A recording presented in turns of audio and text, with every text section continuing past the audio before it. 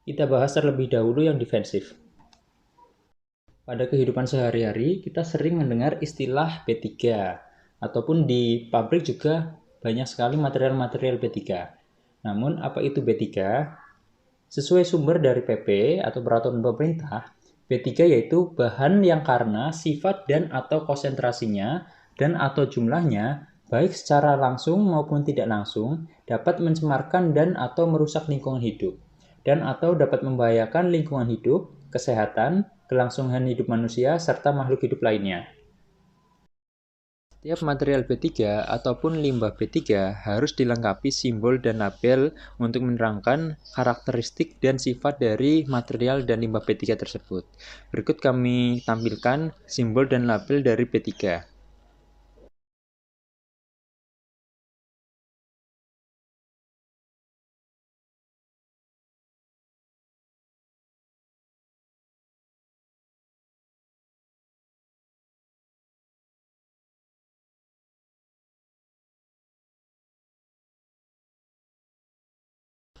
Adapun area kerja yang akan digunakan untuk menyimpan material atau limbah B3 harus memenuhi syarat.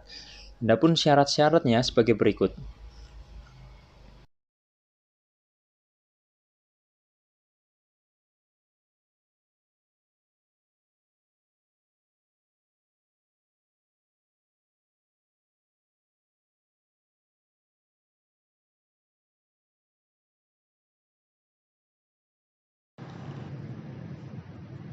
Setiap penyimpanan material B3 harus dilengkapi dengan secondary tank atau containment. Kapasitas minimal 110% dari total material cairan yang disimpan. Apa itu MSDS? MSDS adalah Material Safety Data Sheet atau lembar data keselamatan dari bahan tersebut. Contohnya dari nama produk sampai informasi lainnya di sana ada semua. Selanjutnya ada contoh penanganan limbah B3. Nomor 1, kemasan limbah B3 sesuai bentuk limbah B3. Nomor 2, pengemasan limbah B3 sesuai karakteristik limbah B3. Nomor 3, penempatan limbah B3 sesuai dengan jenis dan karakteristik limbah B3. Selanjutnya kondisi kemasan limbah B3 tidak berkarat, tidak bocor, dan tidak meluber. Selanjutnya kemasan limbah B3 harus dilengkapi simbol dan label.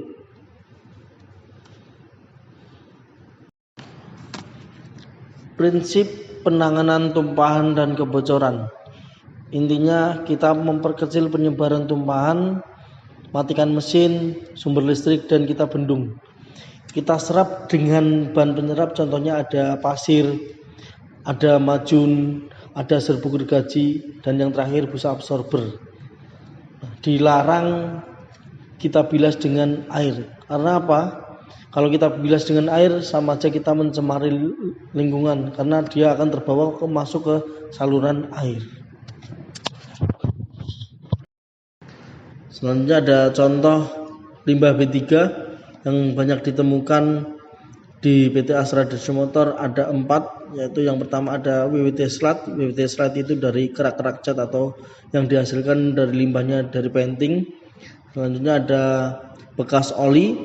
Selanjutnya ada majun yang terkontaminasi B3, ada sarung tangan terkontaminasi B3, dan lain sebagainya. Selanjutnya ada kemasan B3, contohnya ada kaleng cat, kaleng thinner, dan lain sebagainya.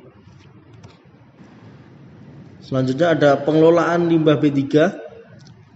Yang di sini ada contohnya 3 pengelolaan limbah B3. Yang pertama atau nomor 1, ADM menghasilkan limbah B3. Setelah itu dikirim orang yang khusus membawa limbah yang punya izin khusus. Setelah itu dikirim ke pemanfaat limbah B3. Yang nomor 2, ADM atau Daihatsu menghasilkan limbah. Setelah itu dibawa orang yang khusus membawa limbah atau transporter limbah B3. Setelah itu dikirim ke pengumpul atau pengolah limbah B3. Setelah itu dibawa atau dikirim ke pemanfaat limbah B3. Yang nomor 3, ADM atau diazum menghasilkan limbah B3. Setelah itu dibawa orang yang khusus membawa limbah. Contohnya ada transporter limbah B3. Setelah itu dikirim ke penimbun limbah B3. Nah, dari ketiga ini, kalau kita lihat yang paling bagus itu nomor 1, karena langsung dikirim ke pemanfaat limbah B3. Jadi limbah itu bisa dimanfaatkan dan tidak ada limbah yang dihasilkan lagi. Kita masuk ke materi hazardous material pada kehidupan sehari-hari. Ini yang perlu kita perhatikan dalam kehidupan sehari-hari. Di sini ada material yang berbahaya. Yang pertama ada kantong plastik hitam. Kenapa di sini dilarang menggunakan kantong plastik warna hitam? Karena identik kalau warna hitam itu udah daur ulang berkali-kali.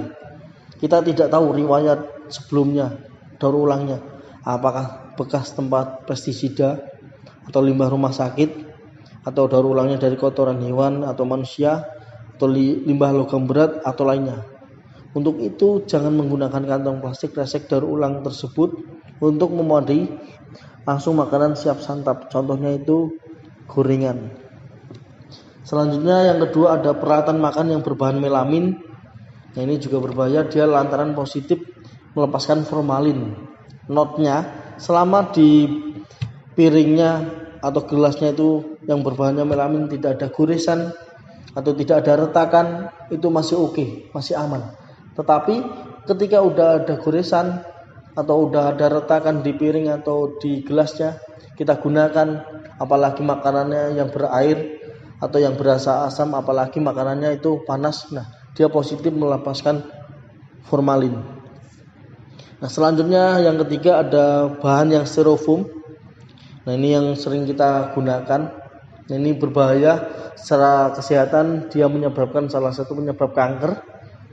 Setelah itu secara lingkungan dia tidak akan terurai, mau jutaan tahun, miliaran tahun tidak akan terurai dari segi lingkungan. Makanya untuk itu jangan menggunakan styrofoam.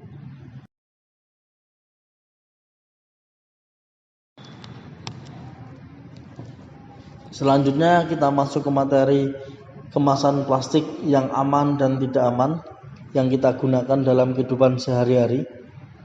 Dari mana kita mengetahui plastik tersebut aman dan tidak aman? Kita bisa mengetahui dari kode kemasan plastik tersebut yang biasa kita jumpai, ada kode segitiga di bawah kemasan plastik tersebut yang sudah standar dari BPOM. Kita bahas satu persatu dulu. Yang pertama kita bahas plastik yang tidak aman.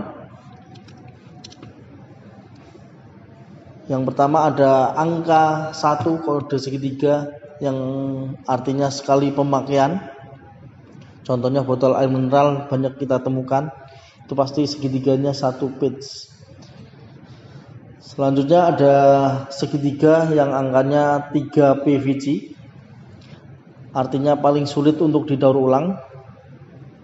Selanjutnya segitiga angkanya 6 PS, itu kode styrofoam.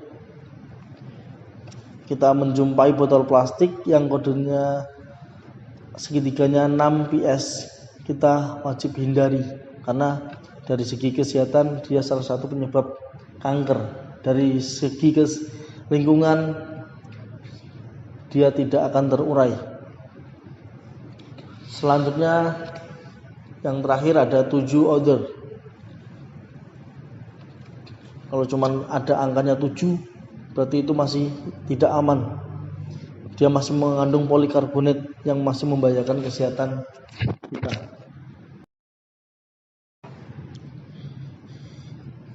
Waktu yang dibutuhkan alam dalam menguraikan sampah